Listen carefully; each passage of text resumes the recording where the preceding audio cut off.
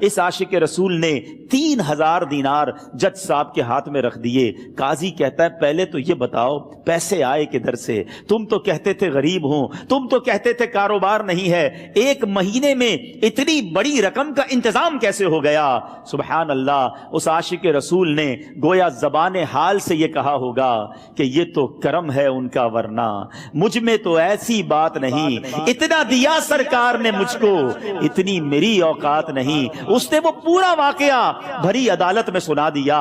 اللہ اکبر، میرے پیارے اسلامی بھائیوں، ذرا سوچو پہلے زمانے میں کیسے عاشقان رسول ہوا کرتے تھے۔ وہ جج، وہ قاضی بھی کیسا سرکار علیہ الصلوۃ والسلام کا عاشق تھا۔ اپنی سیٹ سے اٹھتا ہے، بھرے دربار میں، بھری عدالت میں، وہ اپنے چیمبر میں، اپنے کمرے میں جاتا ہے، اور تھوڑی دیر بعد واپس آ کر اس کے ہاتھ میں بھی 3000 دینار ہیں، اور وہ 3000 دینار جو ہے وہ اس عاشق رسول کے ہاتھ میں رکھتا ہے کہ سارا ثواب علی بن عیسیٰ کیسے لے جائے، میں بھی تو نبی پاک کا غلام ہوں، میں تمہارا قرضہ میں عجیب سینیریو یہ بن گیا کہ جس نے کیس کیا تھا، جس نے دعویٰ کیا تھا، وہ بھی یہ سارا منظر دیکھ رہا تھا۔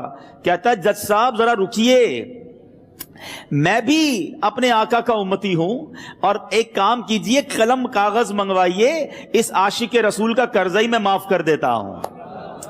اچھا، اب عاشق رسول نے وہ واپس 3000 دینار جو جج صاحب نے دیے تھے، ایسے کا میں نے کیا کرنا ہے، جج صاحب کو دیے کہ حضور یہ پیسے جو پیسے نبی پاک کے نام پر نکالے ہیں، اب مجھے واپس نہیں چاہیے، یہ بھی تم اپنے ساتھ لے جاؤ۔ اللہ اکبر، میرے میٹھے اسلامی بھائیوں، وہ عاشق رسول ایک رات پہلے 3000 دینار کا 12000 دینار لے کر گھر کو واپس جا رہا ہے۔ سب کے لیے درس ہے، اس ایک واقعے کے اندر سب کے لیے پیغام ہے۔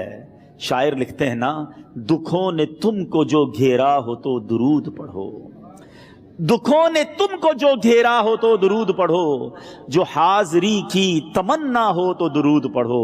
آج ہم بہت ساری پرابلمز میں ہوتے ہیں، یہاں بھی ہو سکتا ہے میرا کوئی بھائی بیمار بیٹھا ہو، کوئی قرضے میں ڈوب گیا ہو، کسی کا کوئی بزنس پرابلم چل رہا ہو، کوئی فیملی ایشو میں ڈسٹرب ہو، آپ کسی بھی پرابلم میں ہیں، خدا کی قسم درود پاک ایسا وظیفہ ہے۔ لوگ بہت سارے وظائف پوچھتے رہتے ہیں، بہت سارے وظائف کے بارے میں معلومات کرتے ہیں۔ صلی علی محمد، ہر درد کی دوا ہے، صلی علی محمد، تعویذ ہر بلا ہے، صلی علی محمد۔